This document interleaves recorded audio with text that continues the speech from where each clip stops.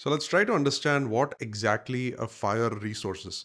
Now I'm on the FHIR specification page. This is again just fhir.hl7.org and you'll be taken to this page. I'm on release 5 right now. But by the time you see this, there might be a future release, but the fundamentals stay the same. To learn more about FHIR, we just released an entire course on FHIR and it's completely free. You can just go to our website and then I'll also put a link down below. You can enroll in this course for free today. So let's take a look at the FHIR spec and try to understand how to read this page. So all of these different resources that we were talking about, again, this is anything that you can point at in the healthcare domain can be represented as a resource. In this case, I'm showing all of the resources by maturity because there are new resources coming out all the time. Now level 5 means really mature. These are not going to change that much. Whereas level 0 means like, okay, this can change at any point in time. And please don't depend on the definition here, right? So let's take a look at patient. So how do you read this page? So now you have the content and it tells you where you can use this. And again, it's meant for both patients and animals. And you have anyone who's involved in anything related to a healthcare related activity, right? And there is a lot of other definitions of what this is all about, when you can use it, when you can misuse it.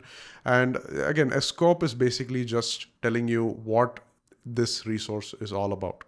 Now, the resource content here is where the real details about what data points are available in this resource are. Now, all this tree represents is the different fields that are available under this resource. So for example, if you have a patient, you have an identifier, you have active, you have name, you have telecom, you have all of these different fields, right? So that's basically what this resource content structure represents. And again, there are different ways to this. There is a UML diagram, there is a XML form to this, there's a JSON form, and you can choose whatever is easiest for you. But I prefer the tree view because it keeps things simple. Now, there are a few things to understand here on how to read. Now, again, this is the name of the field. I think that's quite clear and obvious what that is. Now the description of what this field represents can also be found here. So you have an identifier for the patient, and if you really want to read a little bit more, you can click on identifier and it will take you to the more detailed version of this, and you can actually see a note about this. This is a business identifier, not a resource identifier. And there is a link to a discussion about this exact same thing. So it's quite well put, and it is, you can always click on anything and understand what this means, right? So once you know what this field means, the next most important thing to understand is how do you represent this field, right? So for something like active, for example, and again, this represents whether the patient record is actively in use or not. And the type here is Boolean. Now, FHIR also has these data types. So let's go into that and let's try to see what these are. So there are two different kinds of types. The first are the primitive types, and then there are the more complex types. And again, they've segregated those into these three different categories. But the primitive types are anything that can be represented in almost any programming language or directly in JSON. So for example, something like Boolean would be just either true or false, right? And something like date would just be a particular date string. And most of these types actually derive from string. So, and then there are a few others that derive from a number and so on. So primitive types are pretty easy to grasp. They're just what you would expect. And they are right there in FHIR, and there are regexes for the ones that are implemented as a string, right? Now the complex types, so let's take something like human name. So what they've done is this type has other types underneath it. So you have the use, you have the text, you have the family, then you have the given, you have the prefix, suffix, and so on. So there are other fields underneath this. So you can think of this more as a nested object, right? And we'll look at an example of what this exactly looks like. And once you have both of these and you understand the types, then you can just come back and you can quickly understand that, okay, active is just a Boolean, so it's true or false. Identifier, let me click on identifier. Okay, it has all of these different fields, and then there is another complicated field here. Let me click on that. Let's understand what's in here. Yet another complicated field. You can keep going recursively until you understand all the different fields that make up a complex type, right? And you can just click and read the description next to it and you'll be good to go, right? So once you understand that, the next most important thing to understand is this thing called CARD. It stands for cardinality. And if you hover over this for long enough, you'll see that it tells you minimum and maximum number of times the element, okay, the one that needs to be removed can appear in the instance. Okay, so what it tells you is the number here is the minimum number of times this can occur. So in this case of an identifier, there can be a minimum of 0 identifiers. So that means it's optional. You can have it if you want. And then on the other side, the star represents as many as you want, right? So it says that it can occur a maximum of as many times as you want. Same here for active. It can occur a minimum of 0 times, and then it can occur a maximum of 1 time, right? So if you say, for example, 1.1, that means that that element is mandatory and it has to occur. Now let's actually take an example of a patient resource and see what that looks like. So let's take a general patient, and then what you would see is in the JSON representation, this automatically shows up. So you need to have this resource type and set that to whatever resource you are currently on, and then all of the other fields basically follow. Okay, so it's also because this actually derives from the domain resource, and that has all of this defined.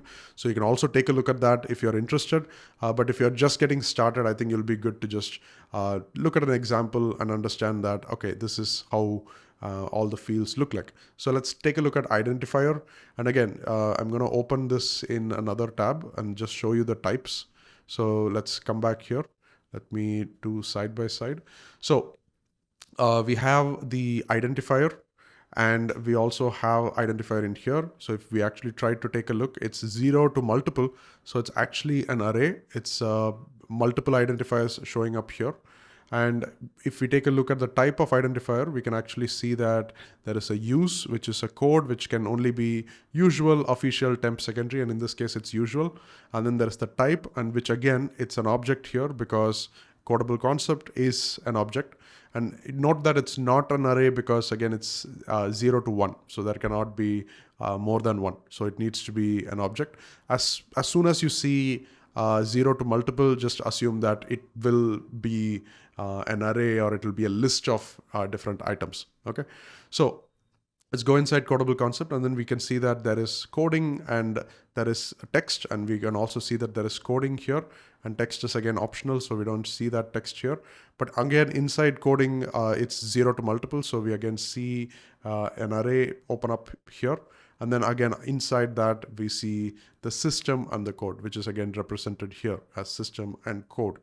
Now, again, it might seem a little complex at first, but then once you understand what an example looks like, and once you can understand how to correlate what you see here to the data types here, you understand almost all about how to represent a FHIR resource. Okay, so and again, the cardinality is really important because that represents how many times it can show up. So that determines whether you see these square brackets or not. Right. Now, again, a representation of the same thing in XML looks slightly different. So you don't need the resource type as in JSON anymore. You can just say patient, and then you can do the whole thing. And again, it's exactly the same idea that we explored before. You just need to understand how this encoding maps to what you see on this side. Right. So now let's come back to this. So now let's actually try to look at a few more examples. So in this case, again, there are a few more patients here. So there are tools that will help you validate whether a FHIR resource is valid or not. Okay. So one of this is the Inferno validator. There is the Inferno FHIR resource validator. I'll put a link again down below. So if you have a patient resource, for example, you can just let's say we copy that and then we paste it in here, and then we can check this out. And it will tell you that no validation issues found. This is a valid resource, right? But whereas if you change this to something else, right? Like, so for example, let's say we add another field. This is not a valid resource anymore. and it says that validation error, unrecognized property, hello, right? So there are a lot of such validators out there. You can also get this in your own programming language and you can validate it. We'll see how we can do that later. But for now, all you need to understand is there is this thing called a resource, and then there is a structure associated with the resource. There are examples of these resources available on the FHIR website.